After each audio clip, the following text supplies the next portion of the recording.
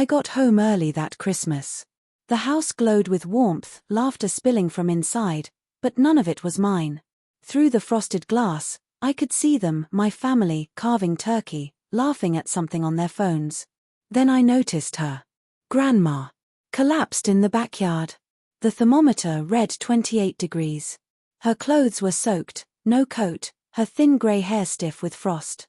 Her lips blue. Eyes half open and empty. For a second, I couldn't move. I thought she was some decoration left in the snow, a cruel joke shaped like life. Then her fingers twitched. The gift bags fell from my hands. My body ran before my brain did. Snow rose to my knees as I reached her. Her body trembled, ribs sharp beneath my palms. Bruises marked her back, some faded, some fresh. My chest caved in. Through the kitchen window, I saw my sister laughing so hard she nearly spilled her wine. My mother's new husband kissed her cheek. My brother filmed the dog in antlers. None of them noticed. None of them cared. I lifted Grandma into my arms. Her breath came in fragile rattles, skin ice cold against my jacket. When I kicked the front door open, every head turned. Silence dropped like a stone. And I said 5 words, the kind that change everything. Who did this to her? No one spoke. My mother's smile froze mid-curve. My sister's laughter died in her throat. Even the dog whimpered and slunk away. I laid Grandma by the fire. Steam rose from her wet clothes. The bruises, purple, yellow, bleeding into her ribs, told a story no one wanted to tell.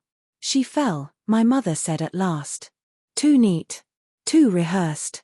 She's old, my brother added, eyes flicking to the window. She forgets things. Their words felt memorized, a script I hadn't been invited to. Grandma tried to speak, but her voice cracked into a wheeze. Only one word escaped. Outside, I wrapped her in a blanket.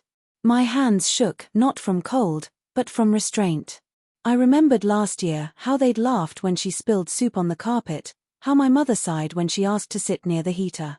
I'd called every week. They said she was fine. Now she looked like a ghost. Something inside me settled.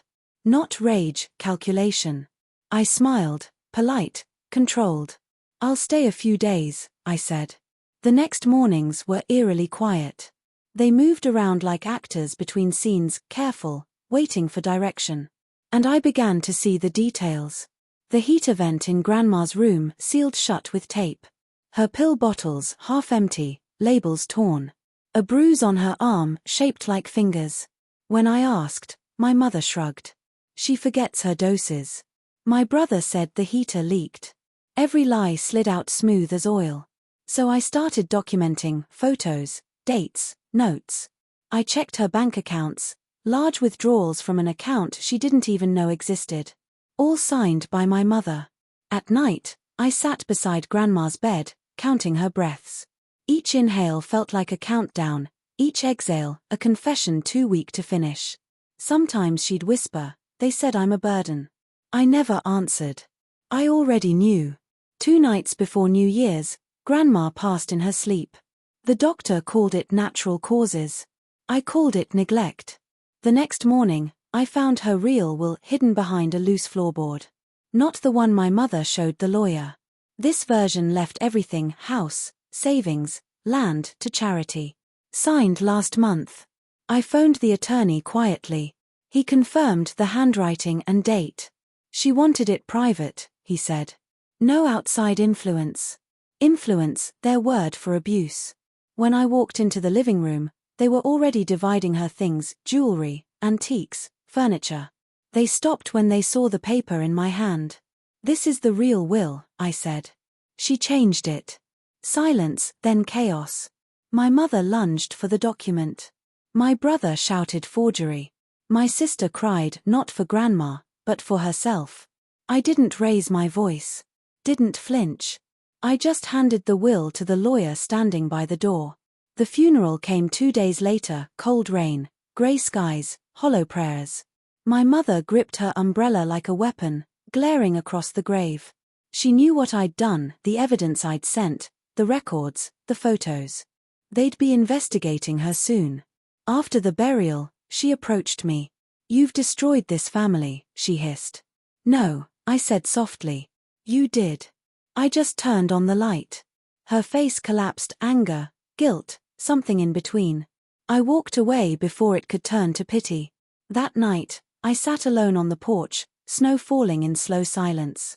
The house behind me was hollow now, no laughter, no warmth, no lies. Just echoes of people who mistook cruelty for control. I thought of Grandma's last breath, the way her hand tightened around mine before letting go. Maybe she knew I'd come. Maybe she waited for me to see what she couldn't say. I didn't cry. There was nothing left to mourn. By morning, the house would belong to no one, and somehow, that felt right. I whispered those same 5 words again, the ones I'd spoken the night I burst through the door. "I'm here now, Grandma. Rest." Then I let the cold take what was left of me.